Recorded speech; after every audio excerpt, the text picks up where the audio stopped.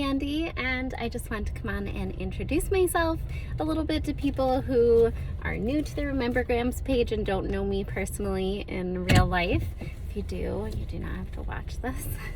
Also, I am driving as I'm making this video, and I apologize for that, but I have also made this video probably 10 times now, and I have stopped it and deleted it every single time because I'm really awkward on video. I prefer to communicate in the written form where there's a delete button and I can edit it to the way that I like it. And I just really admire people who can come on and make videos and talk and create content and feel comfortable doing so, because that is not me, and I'm trying to push myself a little bit out of my comfort zone. I plan on uploading this to YouTube, where I'm not sure anyone is going to see it, but eventually I would like to create some videos for TikTok, but that still feels a little too terrifying for me. So for now, I'm gonna stick to talking in my car as I drive, mostly because this is how I communicate with my friends. I make videos on an app called Marco Polo, and that's how we stay in touch. So I'm actually a little used to talking as I drive and being recorded as I talk. So this is where I'm beginning. I apologize if it is not the typical video that you will see on YouTube or the typical background that you will see on social media. Anyway, if you are following RememberGrams, I first off, most importantly, just want to say thank you so much for following along. Thank you so much if you have ever shared one of my posts, and if you have taken that step to purchase a RememberGram for someone that you care about, or bought yourself a bracelet, or sent one to someone that you love. I cannot thank you enough from the very bottom of my heart. It means the world to me, and it makes me really believe that I am doing what I am meant to do. And so I just wanted to come on and introduce myself. I live in Western New York, and I have a husband, and I have 2 children, ages 14 and 9, who are both into sports. So my life is pretty hectic and crazy. I also work a full-time job. I am a sign language interpreter, and I work at a hospital or medical system, and I work with medical providers who are deaf, and it's a great job. I love it, but I also think I've always been missing an opportunity in my life to be creative or to follow my own passions, and so that is part of what RememberGrams has given me. And what else? I love to hike. I started hiking actually after my mom's death, and it was a huge part of my healing. And I have since hiked all 46 of the Adirondack Mountain high peaks. They are in upstate New York and absolutely gorgeous. And it took my husband and I 10 years to complete them all, but we did it. We finished actually last year in 2020. I'm also a runner, though hiking is my #1 passion. Running, sometimes I say I run because I have to stay in shape, and because where I live there are not very many mountains nearby, and so running is much more accessible.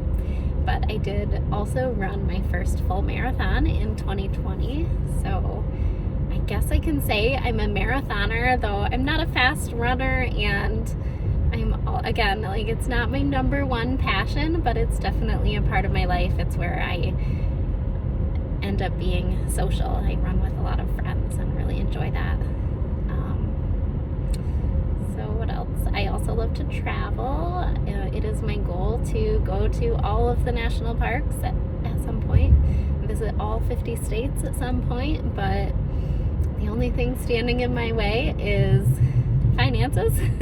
So I'm slowly making a dent in them. This summer we took a really epic trip. We took our kids on a 2-week vacation out west, and we went to several national parks out there. We went to Olympic National Park and Mount Rainier, and just some other really beautiful places. We went to Redwood National while we were there as well. So really, I just love anything to do with nature. If you've read my blog and seen the website, you probably know that I also have a lot of personal experience with loss and grief, specifically with sudden loss. For some reason, everyone who dies in my life dies suddenly with no warning. So it is a different kind of loss. I don't know what it is like actually from personal experience to lose someone to cancer or a long-term illness, though I did work for a few years regularly on a cancer floor for inpatient cancer patients, and so I did see it from that perspective, but not from a personal grief perspective. But anyway, I lost my mother suddenly. I was 26. She died of a heart attack with no warning, and it was a real shock. And then I lost my brother when he was 23 to a drug overdose, and it's just been, grief has been this undertone of my life for a long time, and that's what led me to creating RememberGrams and a place where hopefully I think we can develop a sort of community around grief and loss, and a space where people begin to feel comfortable recognizing other people's losses, and if someone you know is struggling, that you'll then feel comfortable to send them something personalized and just honor that experience for them, because I think it's something really missing in our society and something that we don't feel comfortable doing.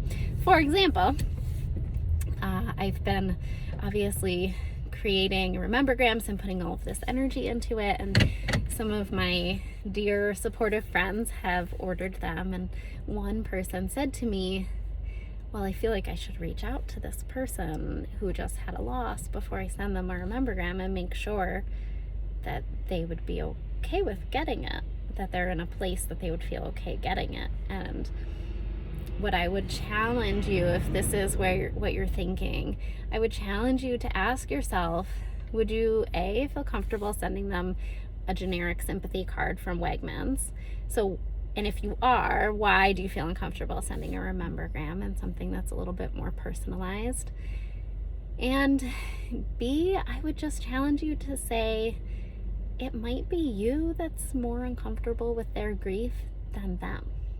Sometimes I think that as the person on the outside, we are afraid to mention the person who passed away. We're afraid to mention their name. We're afraid to talk about the fact that they died. But for the people who are closest to them, often they want to talk about it and need to talk about it and find it very comforting to have people recognize their loss and recognize the person who was such an important part of their life. So that's what I'm trying to promote and create. And I also am going to try and be better about creating videos here and there, although they are not my favorite. So if you have a topic that you want to hear more about, I'm happy to go into more detail about anything that has happened in my life, my mother's death, that experience for me.